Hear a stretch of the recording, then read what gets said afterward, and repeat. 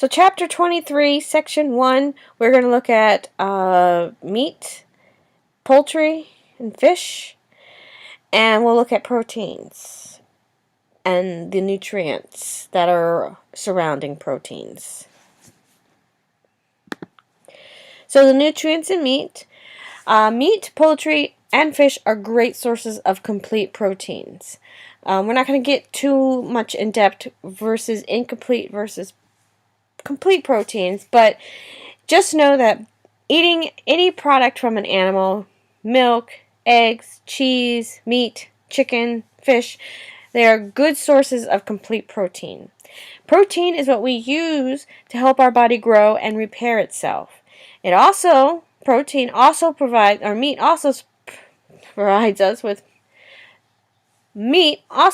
us with vitamins and minerals. Fat and cholesterol. Meat, poultry, and fish contain fat and cholesterol. Our body does need fat. It is a nutrient just like vitamins, protein, and mineral. It needs some fat to maintain a healthy body, but too much fat can be bad for us. So, what is cholesterol?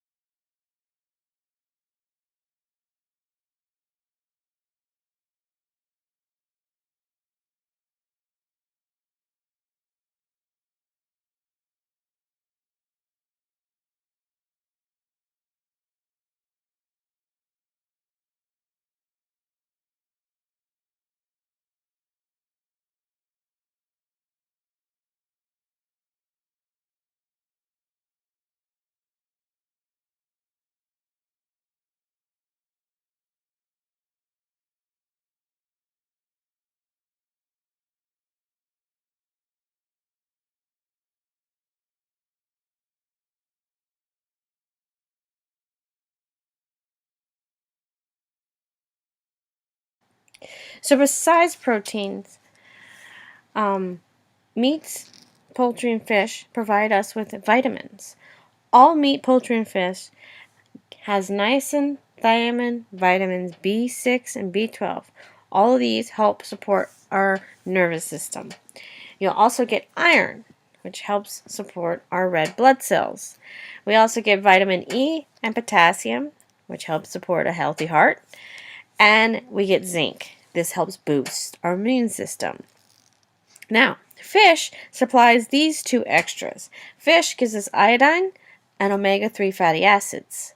Poultry gives us phosphorus, and phosphorus is the growth and repair of cells and helps promote skeletal growth and tooth development. So how much protein do we need? Well, depending on our age and gender, you need about 5 to 7 ounces of protein. Now, keep this in perspective. One serving size is 3 ounces. It's the size of a deck of cards. It's about the size of the palm of your hand. So, that's a serving size. Think about that. The next time you have dinner, is your protein on your plate a true serving size? Or is it more? But we only need about 5 to 7 a day. So that is all day. So consider all the foods that you eat, breakfast, lunch, and dinner, the protein that you eat, that you consume. Too much protein can turn into fat. So just keep that in mind. Our textbook also talks about shopping for protein. Some basics here. Compare costs. Different cuts of meat will cost different amounts of money. Your tender cuts, Your prime cuts, they're going to be more expensive. Your prime cuts are going to have the most marbling, and marbling is that flecks of fat that's speckled throughout the interior of the meat. Now your choice and your select cuts, they're going to have less marbling. They're going to have be a little bit more tougher. You might have to cook them a little bit longer or pair it with a little bit of butter to help get that mouth feel, that fat that's missing from the marbling. So also, when you are stir-upping for protein, you want to make sure, especially if it's a frozen chicken breast or something like that, that it hasn't defrosted and refrosted. Or when you're looking at it, does it have ice crystals encasing this chicken breast? If your answer is yes, it means that it has thawed and then refroze. That's not good. So just keep that in mind. All right, so grab your worksheet and you're going to follow along with the video. Looks great, doesn't it?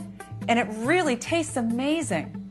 I just love this sort of food. In moderation, of course. Yes, it is meat. And you know what? This is actually quite a healthy meal. In fact, when we take a closer look at meat, it's clear that meat can be quite a versatile power pack of taste and nutrition. Of course, it's possible to survive without meat, but the message of this program is that meat can be a healthy part of most people's diets.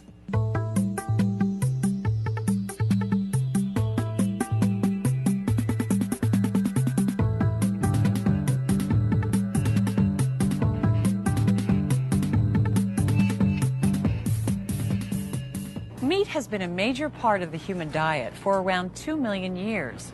For most of that time, of course, meat came from hunting by nomadic tribespeople. Today, we mostly eat meat that comes from domesticated animals, cattle, sheep, pigs, and poultry, to name a few. Before we go any further, let's clarify something. You've probably heard meat referred to as either red or white. So, what's the difference? Generally, white meat refers to meat that comes from any animal with wings, chickens and ducks, for example. Red meat is all other meat that doesn't fit into this category, such as beef, veal, lamb, and pork. Because cooked pork looks white and has many nutritional characteristics similar to white meats, it is often called a white meat.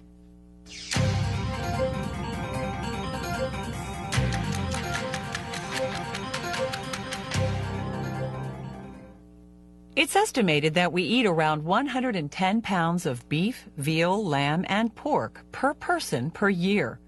That's almost 30% more than what was consumed in 1935, but 15 pounds per year less than in 1985.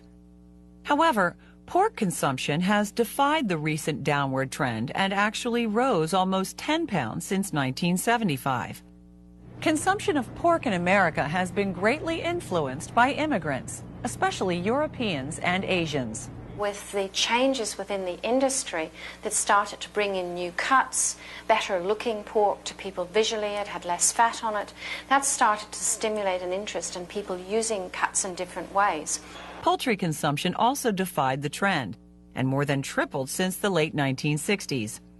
So when we add poultry consumption to our red meat consumption and compare to other countries, it's clear that despite downward trends in consumption, meat is still a significant part of our diet by world standards.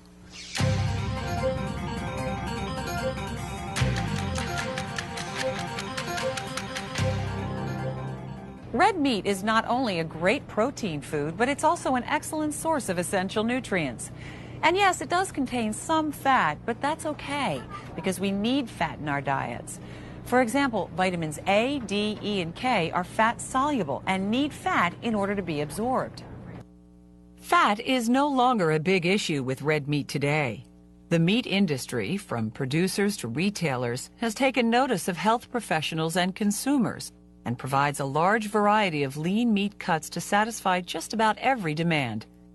Lean, well-trimmed red meat actually has very little fat in it, considerably less than, say, cheddar cheese, canned red salmon, and eggs. Contrary to popular belief, lean pork and beef contain only around half the fat of skinless chicken. Of course, the fat content varies from cut to cut, and depends on how much fat is trimmed before cooking. Well-trimmed red meat contains a small amount of polyunsaturated fat and almost equal amounts of monounsaturated and saturated fats. Only the saturated fats tend to raise blood cholesterol levels, which may not be a good thing for many of us. Although lean red meat does contain some cholesterol, it doesn't contain as much as we may think. As with fats, we need some in our diets, and generally our livers make all the cholesterol we need. It's the saturated fats that stimulate the liver to produce additional cholesterol and should therefore be kept to a minimum in the food we eat. But we can end up with unhealthy amounts in our blood if we're overweight, eat too much saturated fat, or eat too much food that contains cholesterol. As less than half the fat in well-trimmed lean red meat is saturated, it's not a cause for concern, nor is the amount of cholesterol in red meat. Lean beef, pork, and lamb contain only around 1/7 of the cholesterol in eggs and less than cheese and chicken. Okay, now that we've got some major misconceptions out of the way, let's look at some of the important nutrients in red meat. Beef, lamb, and pork are great sources of essential nutrients, such as protein, iron, zinc, vitamin B1, and vitamin B12, which incidentally are only found in animal foods. As well, beef, lamb, and pork contain some other B group vitamins and vitamin D. They also contain omega-3 fatty acids that are important for brain, heart, eye, as well as other vital functions. Animals that graze on pasture produce meat that is leaner and low in marbling.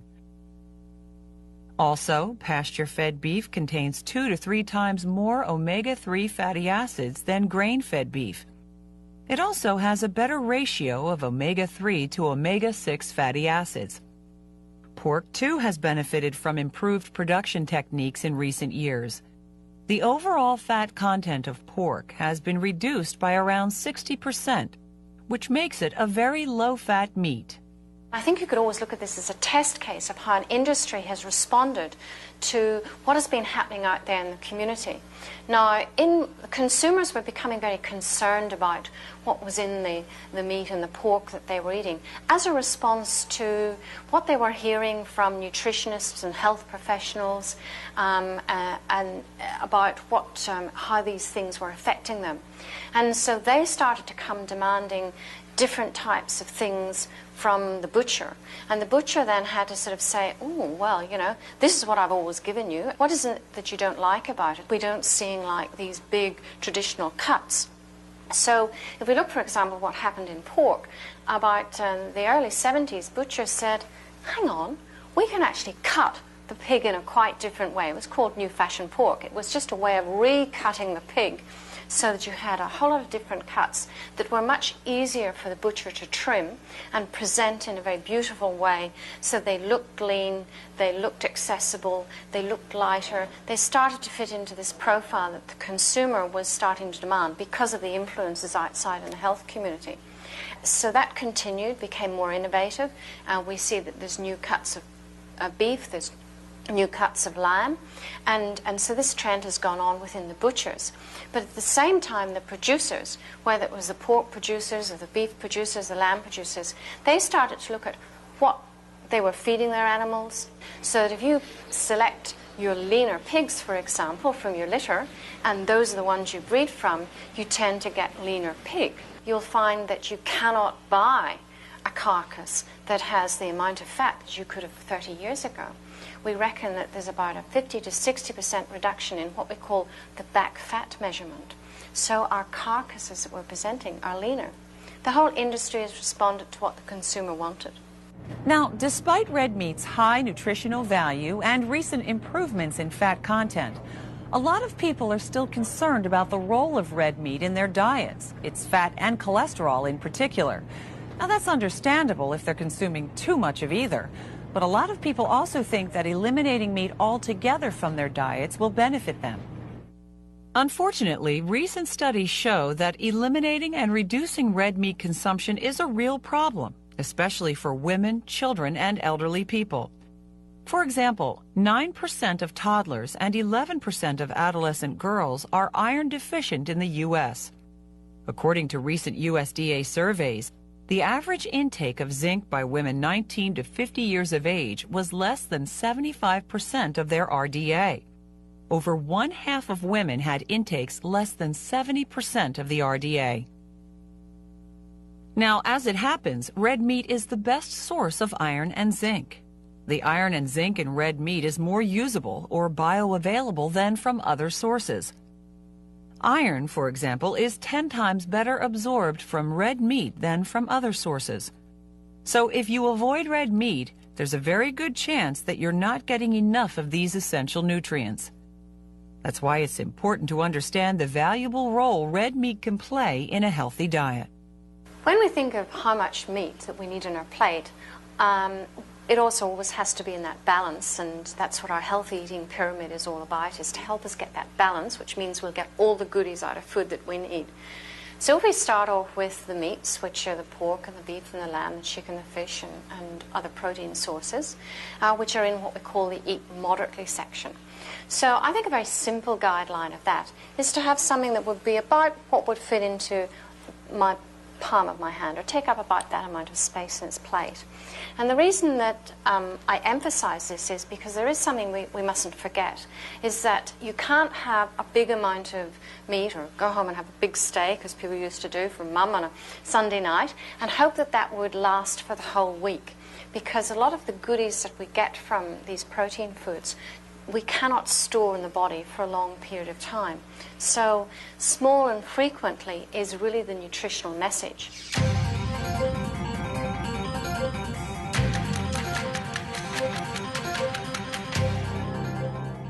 Before we can make meat part of a meal, we have to select it. And this is where quality becomes important.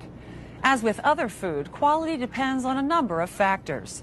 The three most important factors in determining meat quality are color, texture, and appearance. You want to find a nice bright red color, something that's not off, it looks like it's been sitting around.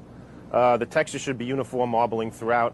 And the appearance, it should jump out at you instead of saying, I've been sitting here for 3 or 4 days. Color and age of the animal pretty much depicts what cooking method you're going to use. The younger cuts can be grilled quickly over high heat or broiled. The older cuts need to be put into a stew or something with some liquid and or wine or tomato product. Fat is useful because it really gives all the flavor to the item. The more marbling in a cut of meat, it's going to be intensely flavored. Where you have a less marbled piece, you have to change the cooking method and it's going to be less flavorful. The older cuts have much more flavor, but you also need to change the cooking method to long and slow with an acid such as wine or tomato.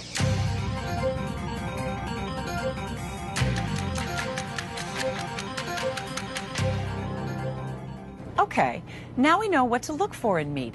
How do we go about choosing what to buy? The color is important in beef. You want to look for freshness. Shoulder and legs are known as the locomotion muscles. They obviously propel the animal. They are packed with flavor, yet you have to be really careful in cooking them with the moist method.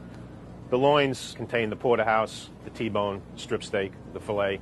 Those are what's known as connective muscles. They don't move a lot, so they're much more tender and flavorful. And they usually work best with a high heat, quickly cooked like on a grill or broiler. Filet mignon or tenderloin is the most tender of the animal. There are also one on each side, so therefore supply and demand makes that the most expensive cut. Works great with grilling or broiling. The shin meat of the beef is also a locomotion muscle. In its cross cut, it has to be cooked with liquid or in soup, which most people call soup bones. So therefore you need to cook it for a very long time, but it has tons of flavor in it. The lamb shoulder cuts are from a young animal. They don't do a lot of work, yet they're a little bit tough. You need to cook those with liquid. Once again, packed with flavor. Long, slow cooking process works best.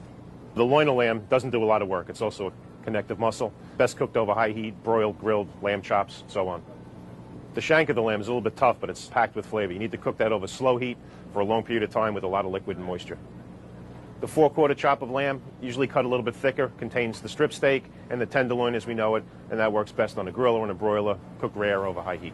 The cuts of lamb that get used the most, like the locomotion muscles, need to be cooked with liquid very slowly, while the connective muscles, the ones that do less work, can be broiled or grilled over high heat very quickly.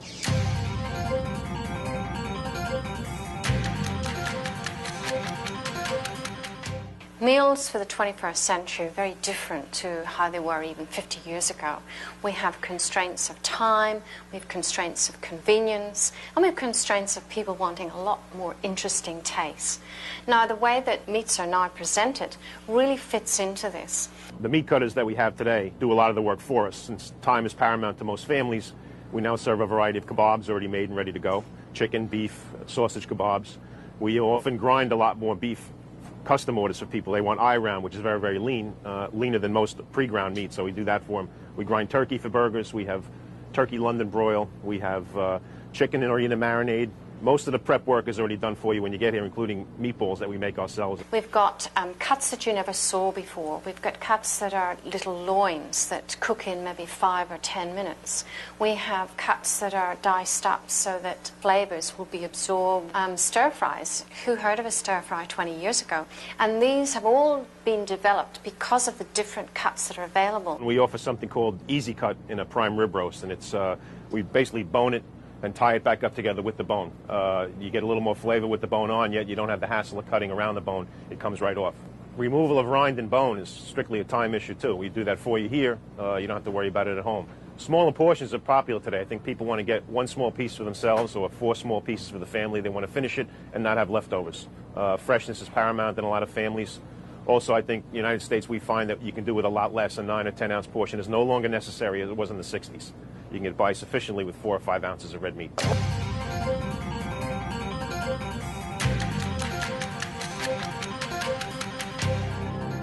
There you go. Thanks a lot.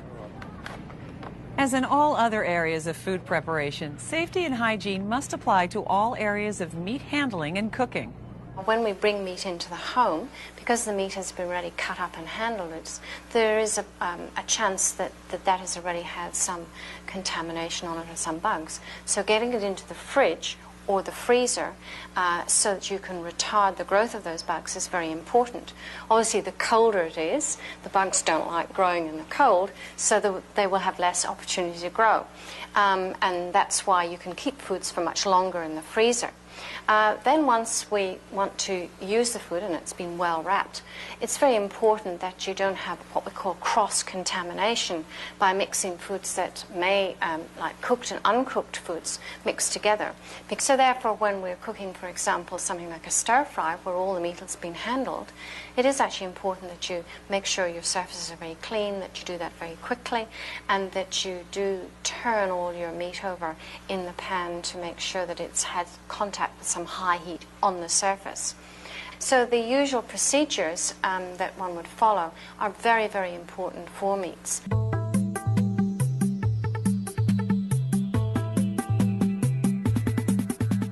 So there we are. Not only is meat versatile, easy to use, and if properly cooked, delicious, it's also full of essential nutrients. Fortunately, recent advances in the way meat is produced and cut has made it healthier for us than ever before, so it's worth getting to know it well.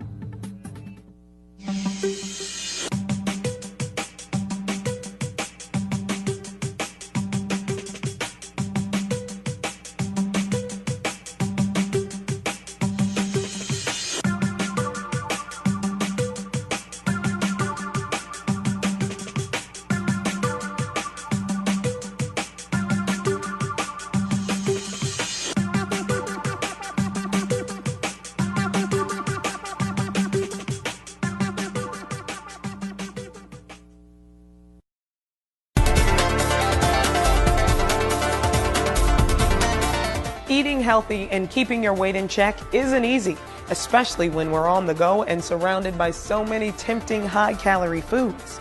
The USDA's dietary guidelines for Americans are science-based recommendations on diet and exercise that can help you plan and carry out a healthy lifestyle.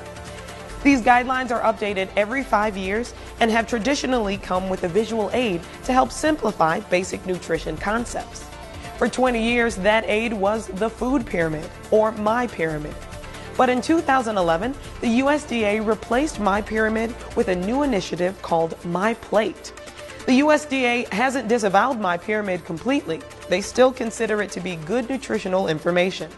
But they created My Plate with the goal of simplifying their healthy eating messages to something people could more easily understand and act on. So let's review My Plate and some of the most important messages that come with it. The plate itself is divided into 4 sections: fruits, grains, vegetables, and protein. A 5th food group, dairy, lies near the edge of the plate. The size of each section indicates proportionally how much of your meal should be filled by that food group. One of the USDA's biggest messages is to make half your plate fruits and vegetables, which are nutrient dense and aid your circulatory and digestive systems. In the grains section, they recommend making at least half your grains whole grains, which are healthier than refined grains. For proteins, they recommend a variety of lean or low-fat meats and poultry, eggs, and some seafood every week. Vegetarian options include peas, beans, soy products, and nuts and seeds. In the dairy group, consider switching to fat-free or low-fat 1% milk. You'll get all the calcium, vitamin D, and other important nutrients milk provides, but with less fat and fewer calories. The USDA also emphasizes the following points: to keep from gaining weight, enjoy the food you eat, but eat less. Avoid oversized portions.